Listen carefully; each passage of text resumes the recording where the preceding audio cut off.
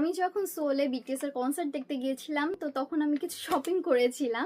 Let's unbox this. আমার product গুলো damage হয়ে গিয়েছে, আমার লাগেজ সিঁড়ি থেকে অনেকবার পড়ে গিয়েছে, যাওয়ার সময়ও আসার সময়ও। I don't think they are alive. Yeah, let's find out. One is a cookie squishy. আমি নিয়েছিলাম সাবওয়ে থেকে। যখন আমি বিটিএস এর কনসার্ট দেখতে গিয়েছিলাম, পপ স্টোর ওপেন করা হয়েছিল কে পপের। সেখানে বিটিএস সহ আরো অনেক কে পপের মার্ট ছিল, বাট মেনলি বিটিএস থিম ছিল। ওখান থেকে আমি কুকির এই স্কুইশিটা নিয়েছি।